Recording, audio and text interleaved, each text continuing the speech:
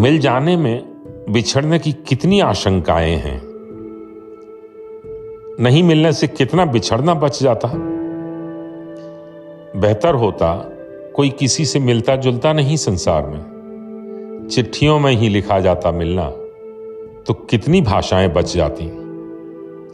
कितने हाथ भूलते नहीं मेरी प्रिय और तुम्हारा अपना लिखना। दुनिया में बचा रह जाता बहुत सारा कहना और सुनना।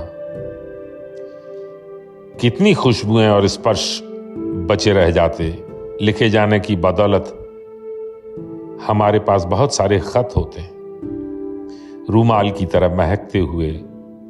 अनजान छुअन ठिठुरती कागजों में दर्ज होकर बच जाता प्रेम।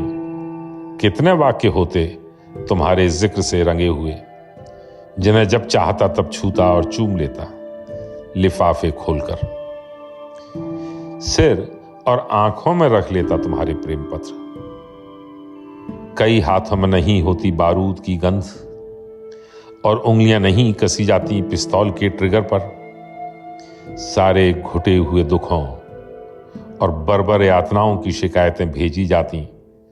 पोस्ट कार्ड में दर्ज प्रार्थनाएं उछाल दी जाती ऊपर आसमान में, और बदले में मांग ली जाती ईश्वर से लिखित अनुशंसा, पृथ्वी पर सुख से जीने और सुख से मरने के लिए।